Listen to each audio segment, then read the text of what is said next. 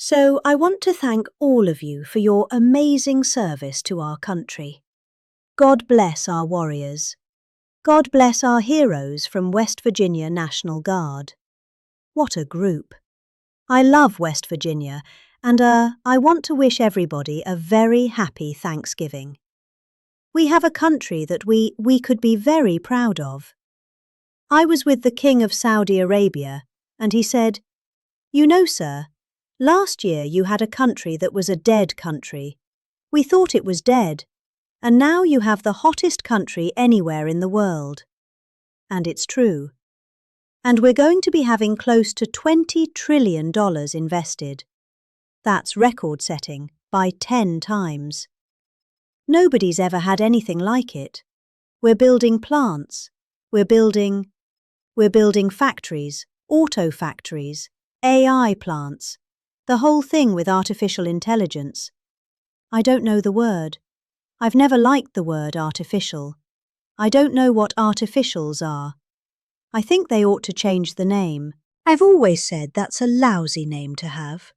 Artificial anything. But it's a big business.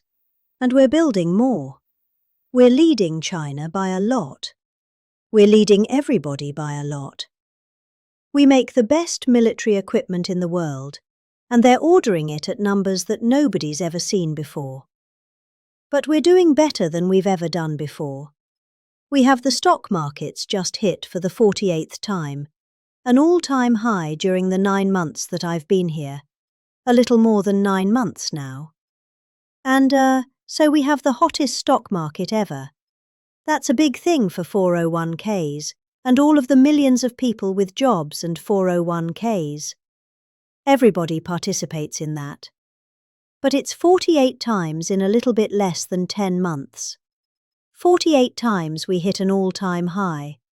And I think we're going to continue, because when these factories that we're building from all over the world, they're coming because of tariffs. I think because of November 5th, the election result, but because of tariffs, and we're taking in hundreds of billions of dollars like we've never done before.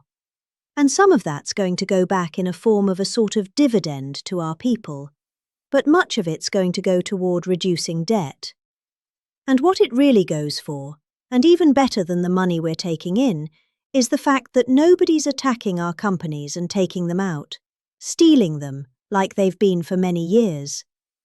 Because if they do that, they have to pay a tariff as they make products and sell them into our country. So, we made deals with Japan, we made deals with South Korea, we made deals with the European Union, where they pay us hundreds of billions of dollars and they participate. They're now building plants. Honda is building plants, and they're all every car company from all over the world, virtually, is building plants now in the United States because they don't want to pay the tariffs. So there's never been anything quite like it. It's been amazing. So we're taking in, think of it, hundreds of billions. Next year it'll be $1 trillion or more, but we're taking in all this money at the same time protecting our country. And we're respected again. They actually respect us. And they made the deals. I mean, they respect us, but they pay us. As an example, Japan, $650 billion. South Korea, $350 billion. European Union, $950 billion.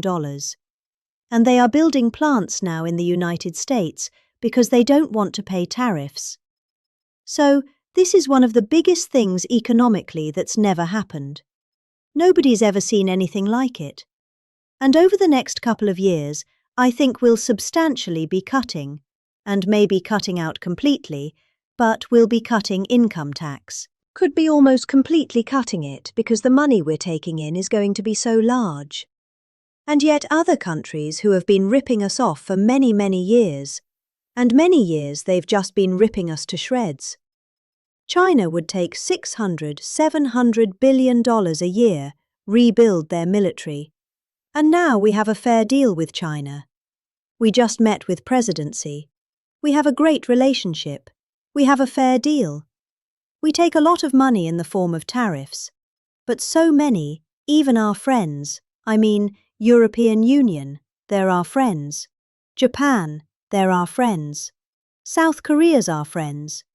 They're now paying us hundreds of billions of dollars, and they're also paying tariffs to come in. We're not paying tariffs to go in there. By the way, they're paying tariffs, but we're not. So that's a total reversal. But we are, benefiting. Like they used to benefit against us. But we're benefiting even more. So I just want to thank everybody for making all of this possible. Without you, we don't have any defense, and boy, do we have defense. We have the strongest military anywhere in the world. We make, as I said, the best equipment. But we have, more importantly, we have the strongest military anywhere in the world. And you saw that with Iran with those beautiful B-2 bombers. They totally obliterated the nuclear supply of Iran. And they did it in the dark of night with no moon, no light, no nothing. Early in the morning they attacked. You couldn't see a thing. And every single bomb hit its mark. Every single bomb. The Atomic Energy Commission said it was total obliteration. Remember when some of the fake news tried to say, well, maybe it wasn't as bad? Well, it was much worse than anybody thought. And I want to thank those pilots and all of the mechanics and all of the people that serviced and worked on the B-2 bombers. We just ordered a lot more of them. And the reason we did is they were totally incredible, totally invisible. They were stealth. Nobody saw. They knew they were coming, but they couldn't see them. And they dropped the bomb, and then one of the pilots, commander, said, "Squaddle, let's get the hell out of here." But they dropped those bombs, and they loved doing it. They were so honoured. They said to me when they came to I invited them all to the Oval Office, including the people that take care of the machines because, they flew 37 hours both ways. 37 hours, and there wasn't a sputter from an engine.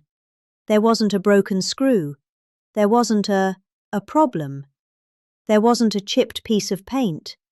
It was a flawless mission. I want to thank General Raisin Kane for that, and Pete Hegseth for that. But it was an unbelievable event. We have a country that's so respected again. But when the pilots came to see me and I gave them a medal, all of them, there were a lot of handsome people. They looked like Tom Cruise, actually. It was very good casting. But I like Tom Cruise, the last of our movie stars, probably. But although we're honouring Sylvester Stallone a little while at the Kennedy Center, so I'm going to put him in that same category. We have Sylvester Stallone and Tom Cruise. But I will tell you that they said, "For 22 years, sir, our predecessors and us wanted to make this attack. 22 years they wanted to make this attack, and they practiced it 3 times a year for 22 years, and no president gave them the approval to do it until you came along, sir. We want to thank you." I said, "Did you really enjoy it?" They said, "Sir, we loved it. We loved it, and these are brave men. These are from a different place than some of the people I know who aren't courageous. We have a lot of people that aren't courageous. These people were amazing, and the job they did." So, with that, I'm going to ask Lieutenant Colonel Charlie Rockwood, who's a highly respected young man, to speak to you. And if you have any questions, I'll answer them. Unlike Biden, he didn't take questions. But I take all the questions you want. You can ask me any damn question you want. And, then we go and have a great Thanksgiving, because I don't know about you, you probably had your dinner already, but I didn't. And I don't know exactly what I'm going to have. Turkey. Okay, I believe it's turkey.